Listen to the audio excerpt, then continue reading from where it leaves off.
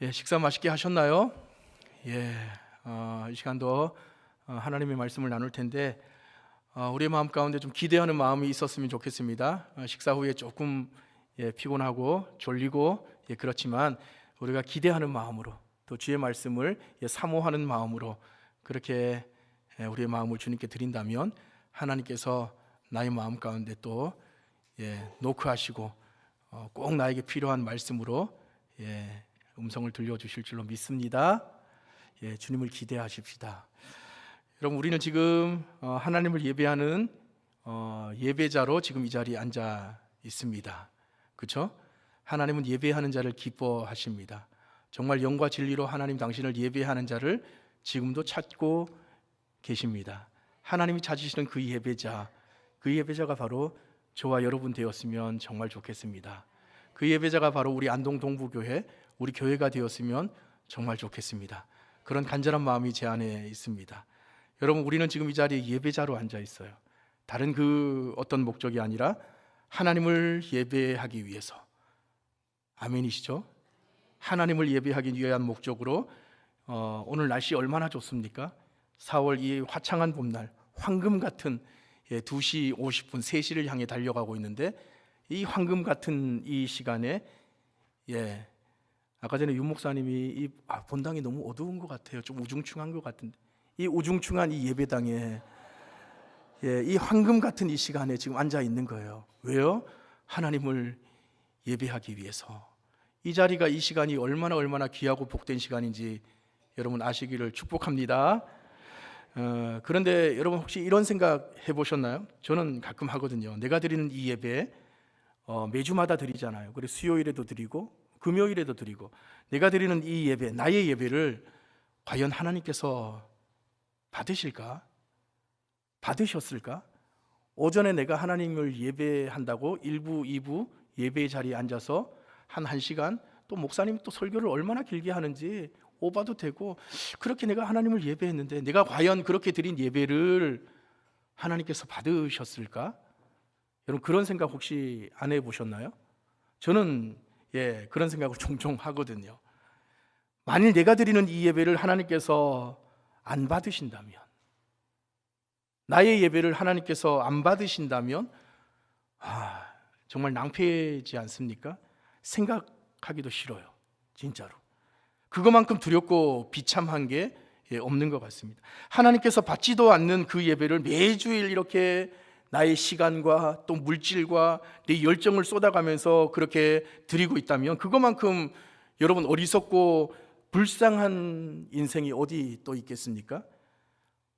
그런데 분명한 사실은, 이거 역시 여러분이 인정하든 인정하지 않든 분명한 사실은, 우리가 공동체적인 이 예배에 이렇게 앉아 있다고 해서, 참여하고 있다고 해서, 그저 예배당에 우리가 앉아 있다고 해서 우리의 그 예배를 하나님께서 무조건 다 받으신다, 그건 아닌 것 같아요. 그건 아니라는 거예요. 가령 지금 이 자리에 한 100여 명 정도, 100여 명 정도 이렇게 앉아 있다고 가정해 보자고요. 그럼 100명의 예배자가 앉아 계신 거잖아요. 100명의 예배자가 앉아 있다고 해서 그 100명의 예배자가 드리는 그 예배가 모두 똑같은 예배일까? 100명의 예배자가 드리는 그 각각의 그 예배가 다 똑같은 예배일까? 그렇지 않아요. 각 사람의 예배가 여러분 다 다른 것이야. 하나님 보시기에 각각의 예배가 다 다르다고요. 그래서 하나님은 어떤 사람의 예배는 받으시지만 어떤 사람의 예배는 받지 않으실 수도 있다라는 겁니다. 그러니까 하나님은 우리가 드리는 예배를 일괄적으로 그냥 뭉뚱그려서 한꺼번에 다 공동체적인 예배를 그렇게 다 받으시는 게 아니라 각 사람의 예배를 우리 하나님 눈여겨보셔요. 눈여겨보신다고. 지금 저의 예배, 우리 권사님의 예배, 우리 장로님의 예배, 우리 집사님의 예배, 각 사람의 예배를 하나님께서 눈여겨보십니다. 그리고 주목하시고 꿰뚫어 보시다가 그가 드리는 예배를 받으실지 안 받으실지 우리 하나님 결정하시는 겁니다. 여러분 참 두렵지 않습니까? 이렇게 생각해 볼 때 여러분, 우리 하나님 절대로 몇몇 사람이 예배를 잘 드린다고 해서 다른 사람의 예배를 덤으로 그렇게 받아주시지 않아요. 물론 하나님께서 우리 모두의 예배를 다 받아주시면 좋겠죠. 우리 1부 예배, 2부 예배, 지금 오후 예배, 이 귀한 시간에 여러분들 다 이렇게 앉아 계시는데 우리의 예배를 그냥 다 뭉텅그려서 그냥 다 받아주시면 정말 좋겠어요. 제가 생각해요. 너무너무 좋을 것 같아요. 여러분, 지금 이 시간에도 수많은 교회에서 수많은 사람들이 예배를 드립니다. 우리나라 한국교회 얼마나 많습니까? 수많은 예배자들이 수많은 예배를 드려요. 그런데 그 중에 하나님이 진정으로 받으시는 예배는 과연 얼마나 될까? 제가 말씀을 준비하면서 한번 이 생각을 한번 해봤어요. 주일 아침에 귀한 시간을 내서 교회를 섬기며 하나님을 예배하지만 정작 하나님께서 그 예배를 받지 않으실 수도 있다. 만일 나의 예배가 그렇다면, 제가 목사지만 내 예배가 그렇다면 얼마나 슬플까? 여러분, 얼마나 안타까운 일이에요. 그런데 사실 만약에 우리의 그런 잘못된 예배가 있다면 그 잘못된 예배는 단순히 나만 시간 낭비하는 게 아니라 하나님을 더 힘들게 한다는 사실 여러분 아셔야 돼요. 이사야 말씀을 보면 하나님이 그런 예배를 견디지 못하시겠다, 견디지 못한다, 그렇게 말씀하고 있어요. 여러분, 그렇다면 우리가 어떻게 하나님이 기뻐 받으시는 예배를 드릴 수 있을까? 오늘 여러분 마음속에 여러분 이런 소원이 있기를 소망합니다. 내가 어떻게 하면 하나님을 기쁘시게 할 수 있을까? 하나님이 정말 기뻐하시는 그런 예배, 하나님께서 받으시는 진정한 예배를 내가 드릴 수 있을까? 어떻게 하면? 여러분, 이런 바람, 이런 소망이 우리 안에 충만하기를 소망합니다. 그래서 오늘은 하나님이 받으시는 예배, 이렇게 제가 제목을 붙여봤어요. 그래서 오늘 본문 가지고 함께 하나님의 은혜를 나누기를 원하는데, 하나님께서 이 시간, 이 귀한 시간에 우리 각 심령 가운데 친히 말씀해 주실 줄로 믿습니다. 먼저 오늘 본문은 우리가 참 잘 아는 내용이에요. 우리가 너무나도 잘 아는 가인과 아벨 이야기입니다. 가인과 아벨. 내용을 보면 가인과 아벨 두 형제가 하나님을 예배하는데 두 사람이 똑같이 예배를 드렸어요. 똑같이 예배를 드렸다고요. 그런데 하나님은 한 사람의 예배는 받으시고 우리가 잘 아는 것처럼 한 사람의 예배는 받지 않으신 거예요. 왜요? 왜 한 사람의 예배는 받지 않으셨을까? 그 이유가 도대체 뭘까? 무엇 때문에 하나님은 한 사람의 예배는 받으시고 한 사람의 예배는 받지 않으셨나요? 여러분, 오늘날의 예배가 구약시대는 제사잖아요. 제사의 형태로 하나님께 올려졌잖아요. 그런데 보세요, 하나님께서 아벨의 제사는 받으시고 가인의 제사는 받지 않으셨어요. 하나님께서는 왜 아벨의 제사는 받으시고 가인의 제사는 받지 않으셨을까? 가인의 제사와 아벨의 제사가 과연 어떤 차이가 있길래, 무슨 차이가 있길래, 만일 우리가 드리는 오늘 이 예배도 하나님께서 받지 않으신다면 정말 큰일 아니겠습니까? 그죠? 차라리 그럴 것 같으면 이 시간에 나가서 가족들이랑 어디 이 화창한 봄날 꽃구경이나 가지 뭐한데 여기 앉아 있는 거예요. 하나님께서 받지도 않으시는 그런 예배였다면. 그렇잖아요. 여러분, 하나님은 왜 아벨의 제사는 받으시고 가인의 제사는 받지 않으셨나? 그 원인을 제가 3가지 정도만 살펴보기를 원하는데, 그보다 먼저 가인과 아벨이 드린 제사의 가장 중요한 차이, 성경이 말씀하고 있거든요. 하나님이 아벨의 제사만 받으신 결정적인 이유가 있어요. 그걸 먼저 말씀을 드릴게요. 그게 바로 뭐냐? 믿음이에요. 믿음이 있느냐 믿음이 없느냐. 예배하는 예배자로서 그 자리에 앉아 있는데 그 사람의 마음 가운데 예배를 드리면서 믿음이 있느냐 믿음이 없느냐, 믿음으로 예배하느냐 믿음으로 예배하지 않느냐, 이 차이라고요. 히브리서 11장 4절 보면 히브리서 기자가 이렇게 말합니다. 다 같이 한번 읽어볼까요? 앞에 띄워졌는데, 자, 시작. 믿음으로 아벨은 가인보다 더 나은 제사를 하나님께 드림으로 의로운 자라 하시는 증거를 얻었으니 하나님이 그 예물에 대하여 증언하심이라. 아멘. 믿음으로 아벨은 가인보다 더 나은 제사를 하나님께 드렸다. 그러니까 가인과 아벨이 드린 두 제사의 근본적인 차이는 바로 믿음이었다. 예. 아벨은 가인과 달리 믿음을 가지고 하나님께 나아갔어요. 하나님을 향한 믿음. 하나님이 나를 만드셨어. 창조주 하나님이 나를 지으셨어. 하나님이 자신을 만드셨고 온 세상이 하나님의 말씀으로 지어졌다는 그 믿음, 하나님은 언제나 선하시며 하나님 자기를 찾는 자들에게 상 주시는 분이셔, 이런 믿음, 하나님은 예배를 받기에 합당한 분이셔, 이 믿음이 아벨에게 있었다고요. 아벨은 이 믿음을 가지고 하나님을 예배했어요. 하나님께 나아갔다고요. 그런데 가인은 아니에요. 가인은 오늘날 많은 사람들이 그러하듯이, 죄송합니다, 이 자리에는 그런 분이 한 분도 안 계시는 줄로 믿습니다. 많은 사람들이 그냥 예배를 그냥 종교 행위처럼 그렇게 인식해요. 오늘날 한국교회 많은 사람들이 실제적으로 그래서 한국교회가 영향력이 없다 그러는 거예요. 많은 사람들이 그냥 종교적인 어떤 그런 행위쯤으로 예배를 여긴다고요. 하나님에 대한 특별한 믿음 없이 그저 의무적으로 예배하는 거예요. 의무적으로 하나님을 갈망하고 예배 그 1시간 동안 정말 내가 하나님의 음성을 들으리라, 하나님의 은혜로 내 마음 가운데 충만하게 내가 채워서 돌아가리라, 세상 가운데 이런 갈망하는 마음이 전혀 없이 하나님을 기쁘시게 하려는 그 마음의 동기가 아니라 그저 의무적으로 형식적인 그런 예배를 드리는 거죠. 그러니까 여러분, 하나님은 믿음으로 드리는 예배를 받으신다는 사실 꼭 기억하시기를 바랍니다.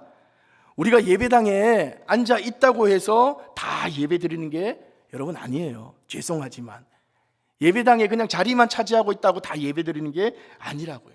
생각해 보세요. 얼마든지 우리는 다양한 이유로 예배에 참석할 수 있어요. 이 중에는 그런 분 한 분도 안 계시겠지만 그런 케이스가 있다고요. 가령 집에만 있으면 너무 심심하니까 집에 가면 나 혼자 있는데 뭐 하겠어. 그 TV 지금 시간 재밌는 것도 안 나오고, 그러니까 심심하니까 그냥 사람들 만나서 교제하는 게 좋고, 우리 권사님 집사님 만나가지고 수다 떨고 같이 밥 먹으면서 교제하는 게 좋고, 그 예배 전에 이렇게 앉아가지고 옆에서 수근수근 이야기하는 거 좋고, 같이 있는 게 좋으니까, 사람 만나는 게 좋으니까 그냥 그렇게 나올 수도 있잖아요.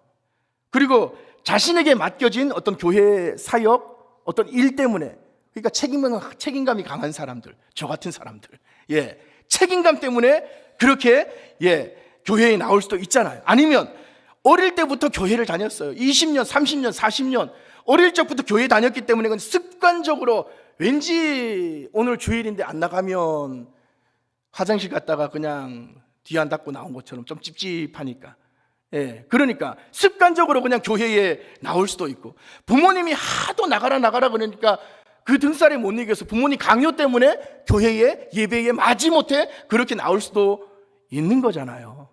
그죠? 혹은 또 마음의 위로를 얻기 위해서 사람들로부터, 혹은 내 사업이나 아니면 내 자녀들, 자식이 잘 되기를 바라는 마음으로 그렇게 하나님 앞에 잠시라도 빌기 위해서 그렇게 나올 수도 있겠지요. 사람들은 이렇듯 다양한 이유와 동기를 가지고 예배의 자리에 나올 수 있다고요. 오늘 여러분은 어떠십니까? 그런 분 한 분도 안 계시겠죠. 정직하게 나는 과연 이 자리에 왜 나왔지?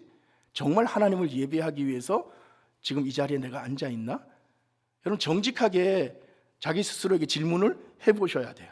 과연 어떤 마음으로 예배를 드리고 있는지, 무슨 동기로 왜 지금 이 자리에 앉아 있는지. 내가 장로기 때문에 안 나가면 또 사람들 나한테 눈치 줄 것이 분명하니까, 그러니까 이 오후 예배도 아이고 약속이 있는데 그냥 마지못해 앉아 계시는 거예요. 권사기 때문에, 중직자기 때문에. 여러분, 정직하게 나 자신을 들여다보았으면 좋겠습니다. 정직하게 우리의 마음을 돌아보았으면 좋겠어요. 하나님은 우리와의 관계를 무엇보다도 중요하게 여기시는 인격적인 하나님이셔요. 하나님은 나하고 대화하기를 원하세요. 그래서 나에게 은혜 주시기를 원하시고, 하나님 말씀하시기를 원하시고, 계속해서 하나님은 우리와 교제하시기를 원하셔요. 여러분, 그 하나님의 마음을 기억하시기를 바랍니다.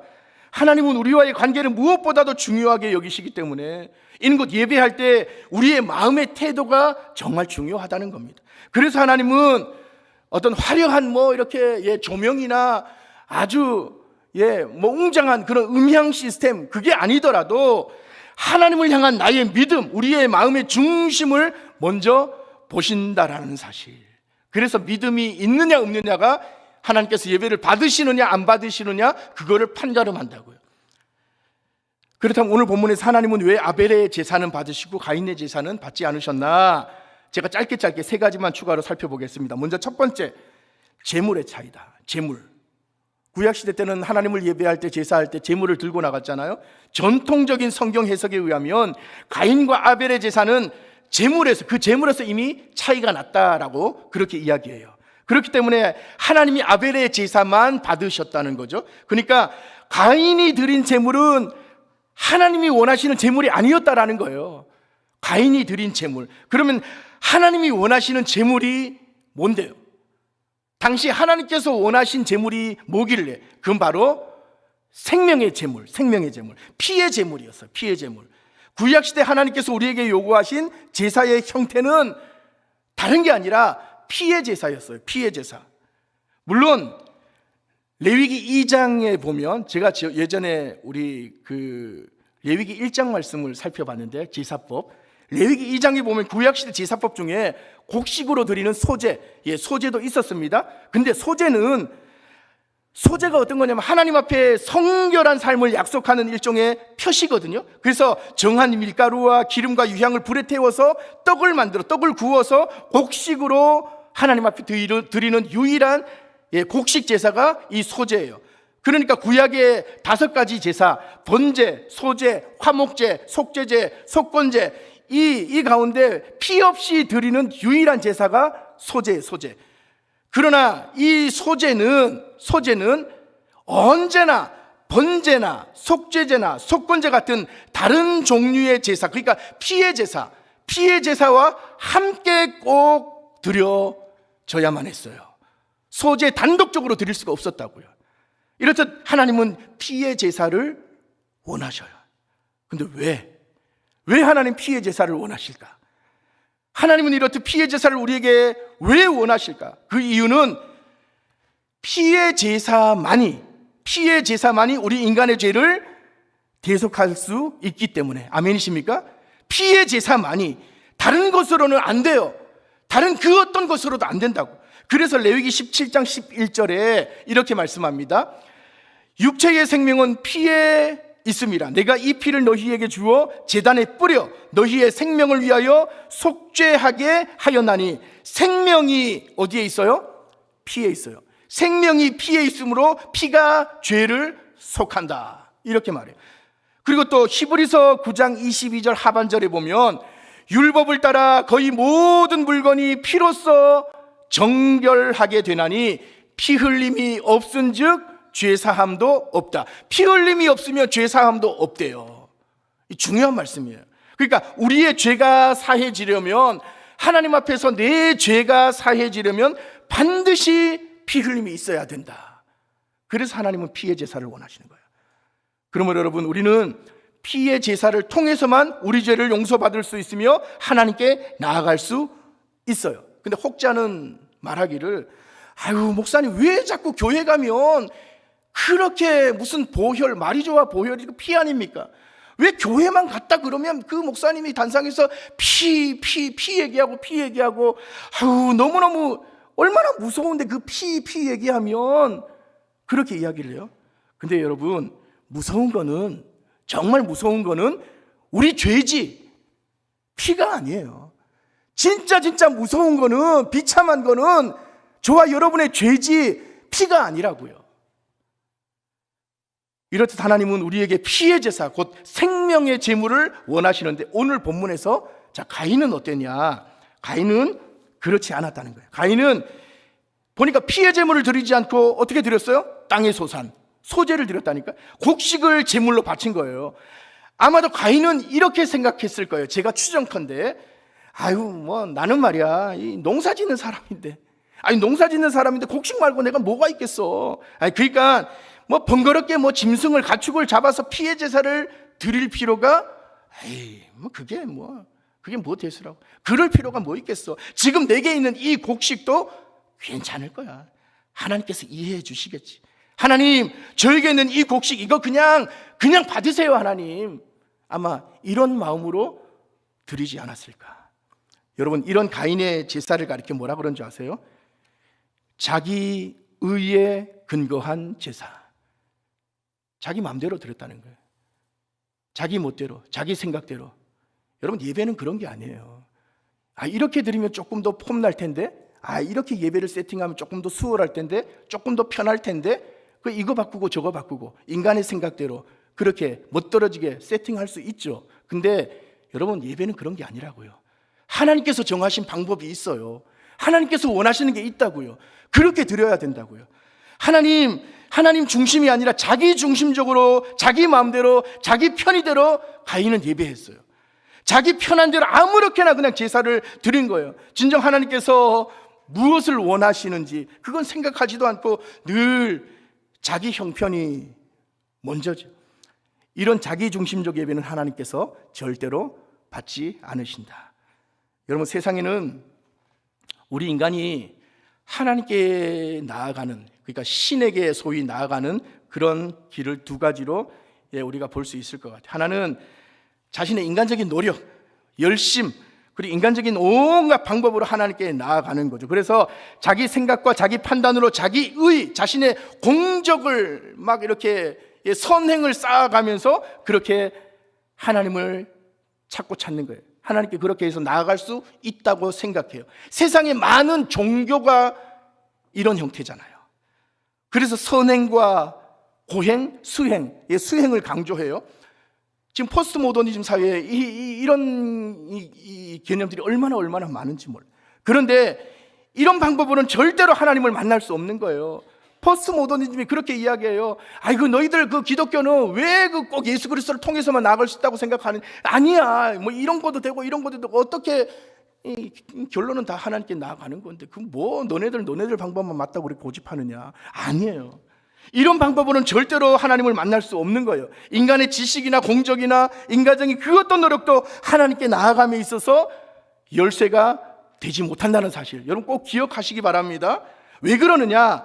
우리 안에 있는 근원적인 죄가 해결되지 않는 이상 우리는 절대로 우리의 어떠함을 가지고 하나님께 나아갈 수 없는 거예요.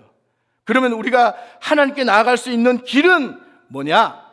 하나님께 나아갈 수 있는 길, 오직 하나님께서 마련해 주신 길, 하나님께서 우리에게 마련해 주시고 가르쳐 주신 그 길밖에 없는 거예요. 그 길이 뭐냐? 우리의 죄를 씻을 수 있는 하나님이 가르쳐 주신 속죄의 길, 속죄의 방법이 뭐냐? 구약시대는 그게 바로 피의 제사였다고요. 그런데 오늘 가인은 이걸 무시하고, 하나님, 저는 곡식밖에 없으니까 하나님 이거라도 받으시려면 그냥 받으세요, 그렇게 드려놓고 그걸 예배했다라고 이야기하는 거예요. 이렇게 하나님이 가르쳐 주신 방법이 아닌 이 자신의 방법으로 제사를 드렸어요. 그러니까 안 받죠. 여러분, 우리가 오늘 신앙생활 할 때도 마찬가지입니다. 우리는 반드시 하나님의 말씀을 기준으로 그 말씀대로 해야지, 내 방식대로, 내 생각대로 그렇게 해서는 절대로 안 돼요. 자기 위안은 될 수 있겠죠. 그렇게 해놓고 나 예배 드렸어, 토닥토닥 자기 위로는 될 수 있겠죠. 그런데 하나님의 방법이 아니면 하나님께서 받으시질 않는다고요. 사실 우리가 하나님 앞에 나아감에 있어서 인간의 그 어떤 방법, 그 어떤 편법이 여러분 통하겠습니까? 하나님이 가르쳐 주신 방법 외에는 도무지 길이 없는 거예요. 그래서 구약시대는 피의 제사를 통해서만 하나님 앞에 나아갈 수 있었다고. 그러면 오늘날은 어떻습니까? 오늘날에도 피의 제사를 통해서 하나님 앞에 나아갈까요? 여러분, 물론 다 아는 내용이지만 다시 한번 확인하는 셈 치고 제가 나누는 거예요. 자, 신약시대에 와서는 하나님은 동물을 잡아서 드리는 이 피의 제사를 폐지하셨어요. 그리고 어떤 길을 마련해 주셨냐? 우리에게 그 아들 예수 그리스도의 피를 힘입어 하나님께 나아갈 수 있도록 우리에게 놀라운 은혜를 주신 줄로 믿습니다. 아멘이십니까? 이게 은혜예요, 이게. 그래서 우리는 우리를 대신해서 십자가에 피 흘리신 예수님의 그 보혈을 힘입어서 하나님 앞에 이제는 언제든지 담대하게 나아갈 수 있게 된 것입니다. 얼마나 이게 놀라운 은혜인지 몰라요. 그러니까 여러분, 오늘 이 시대에 우리가 하나님께 나아갈 수 있는 유일한 길, 오직 예수 그리스도, 믿음, 예수 그리스도 한 분밖에 없는 줄로 믿습니다. 다른 그 어떤 방법, 그 어떤 노력으로도 우리의 죄를 떨쳐내고 하나님께 나아갈 수 없어요. 이게 진리라고요. 진리. 이게 진리예요.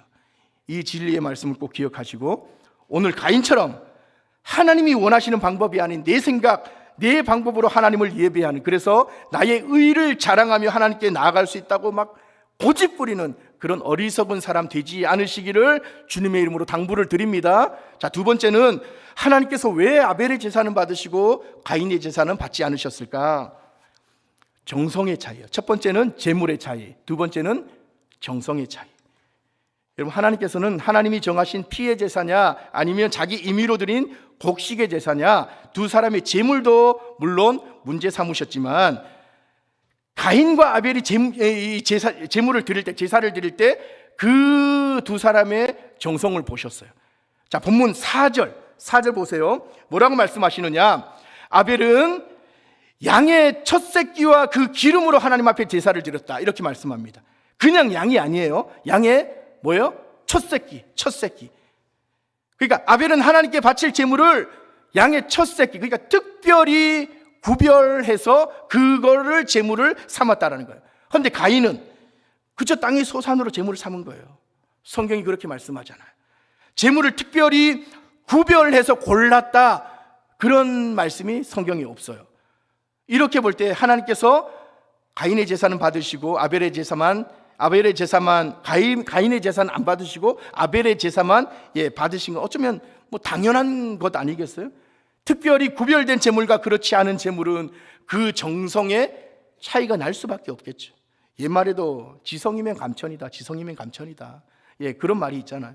정성이 깃든 제물은 하나님을 기쁘시게 하지만 정성이 결여된 제물은 도리어 하나님의 분노를 사는 거예요. 근데 가인은 하나님께 드리는 제물에 정성이 없었어요. 하나님은 그런 가인의 제물을 받지 않으셨습니다. 예전에 제가 어릴 때 어머니한테서, 지금은 연세가 많이 드셨지만 제가 어릴 때 어머니한테서 제가 참 이해되지 않는 모습이 하나 발견을 했는데, 그게 뭐냐면 우리 연세 지긋하신 어르신들은 뭐 다들 그렇게 예배를 준비하셨지 싶어요.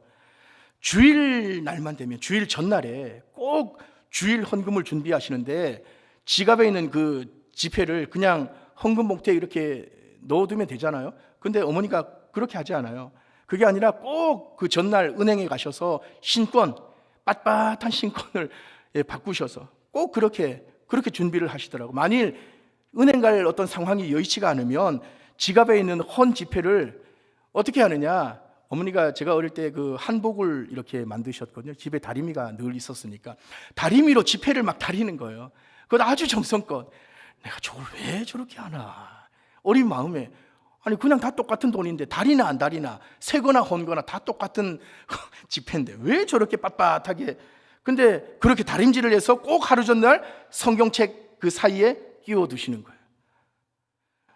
물론 지금 생각해 보면 그 행위가 어떤 돈 자체의 값어치를 결정하지는 않겠지만, 여러분 그게 다 하나님께 드리는 어떤 정성의 표현 아니겠어요? 그렇게 생각을 해요. 우리의 예배에 정성이 깃들수록 하나님은 여러분 기뻐 받으시는 거예요. 아멘이시죠? 세 번째, 하나님은 왜 아벨의 제사는 받으시고 가인의 제사는 받지 않으셨나? 바로 행실의 차이. 첫 번째는 제물의 차이, 두 번째는 뭐예요? 정성의 차이, 세 번째는 행실의 차이. 그러니까 그들의 삶의 모습까지도 함께 하나님께서 보시고 이 예배를 받으실지 안 받으실지 결정하셨다는 거예요. 어쩌면 저는 오늘 말씀을 묵상하면서 이게 가장 큰 이유가 아닐까, 저는 그렇게 생각을 해요. 자, 본문 5절 보십시오. 하나님께서 가인의 제물을 받지 않으시자 가인이 어떻게 반응하느냐? 5절 하반절에 어떻게 반응합니까? 가인이 몹시 분하여 안색이 변했다. 그러니까 가인이 너무너무 화가 나서 얼굴이 막 울그락불그락 그렇게 했다는 거예요. 분노했다는 거예요. 추정컨대 그는 아마 하나님께 따졌을 거예요. 본인의 예배를 안 받으니까. 아니 하나님, 왜 아벨의 제사만 받으시고 왜 내 제사, 내 제물은 받지 않으십니까? 막 따졌을 거라고요. 얼굴이 막 울그락불그락 하면서. 그러자 하나님이 말씀하시죠. 6절 7절 여호와께서 가인에게 이르시되, 뭐라고 말씀하십니까? 네가 분하여 함은 어찌 됨이냐? 이 왜 그렇게 화를 내? 하나님께서 그렇게 말씀하시는 거예요. 네가 분하여 하면 어찌 됨이냐, 안색이 변하면 어찌 됨이냐, 네가 선을 행하면 어찌 낯을 들지 못하겠느냐, 선을 행하지 아니하면 죄가 문에 엎드려 있느니라. 네가 그 죄를 다스려야 돼, 이 말이에요. 죄가 너를 원하는 너는 죄를 다스릴지니라.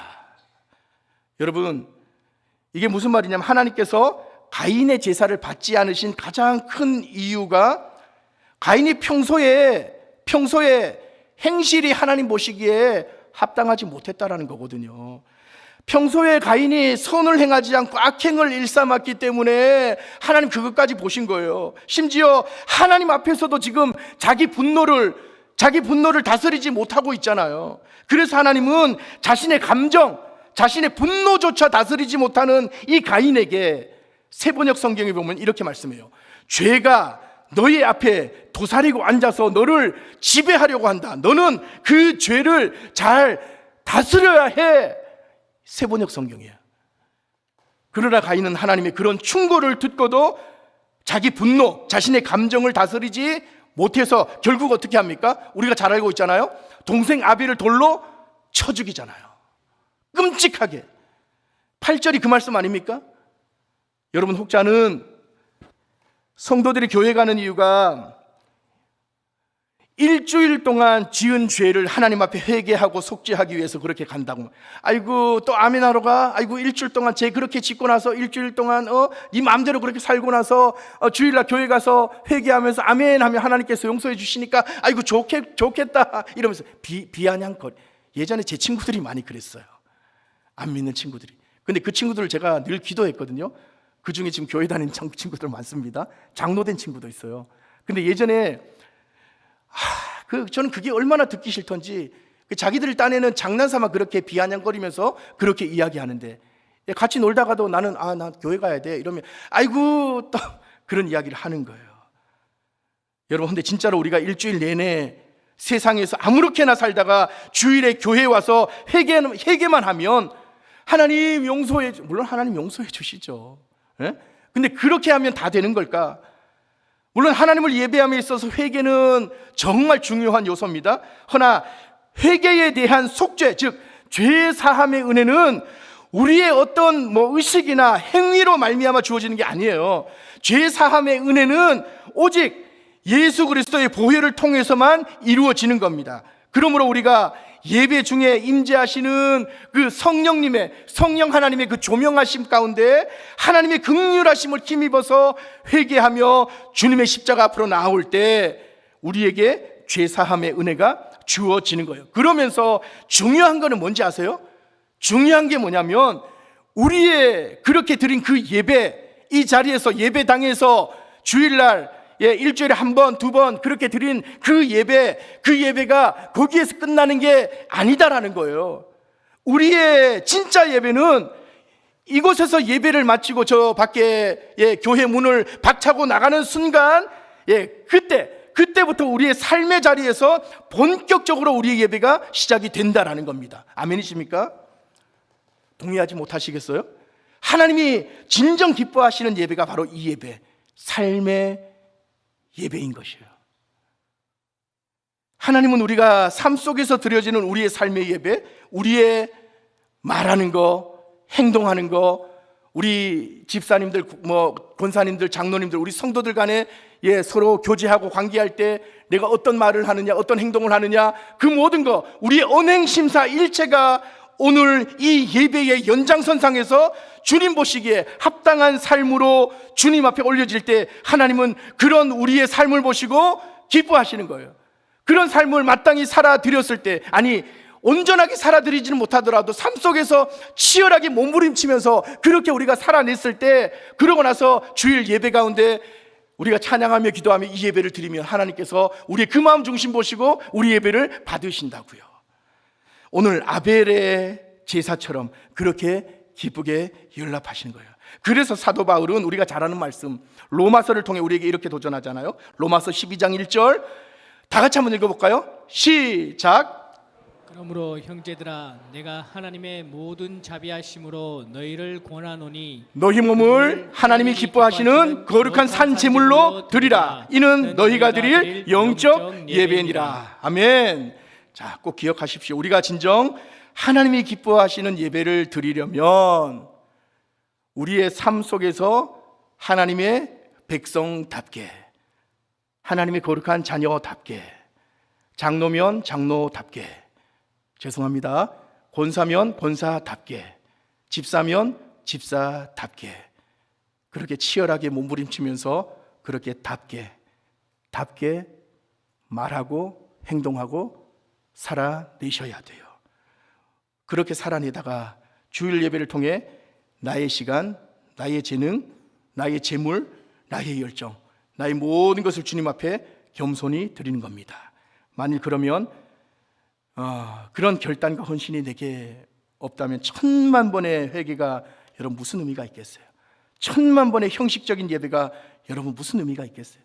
그러니까 행실이 뒷받침되지 않는 예배는 행함이 없는 죽은 믿음이요, 이는 오히려 하나님께서 가증히 여기신다는 사실을 우리가 두렵고 떨리는 마음으로 꼭 기억하셔야 됩니다. 말씀을 맺겠습니다. 우리가 주일에만, 주일 하루만 성도요, 예배 시간, 기도 시간에만 거룩하다면 하나님은 분명 우리를 가증히 여기실 겁니다. 예배 드리기 전에 우리의 행실이, 우리의 인격이, 우리의 모든 삶이 하나님 앞에 먼저 산 제물로 드려져야 된다. 오늘 본문 5절에 뭐라고 말씀해요? 가인과 그의 제물은 받지 아니하신지라. 가인과 그의 제물이에요. 그러니까 하나님은 가인의 제물만 받지 않으신 게 아니라 가인이라는 사람, 그의 인격, 그의 삶 전체를 용납하지 않으신 거예요. 가인과 그의 제물. 그러니까 여러분, 오늘 저와 여러분은 우리의 모든 삶 속에서 나의 말이나 행동이나 나의 행실이 하나님 보시기에 합당한 모습으로, 때론 치열하게 분투하시면서 그렇게 하나님이 받으시는 진정한 삶의 예배를 꼭 드리시기를, 그렇게 믿음으로 결정하고 치열하게 몸부림치는 오늘 저와 여러분을 사용하셔서 하나님께서는 사랑하는 우리 안동 동부교회를 더욱더 멋지게, 든든하게, 아름답게 그렇게 세워 가실 줄로 믿습니다. 그런 예배자 다 되시기를 주님의 이름으로 축복합니다.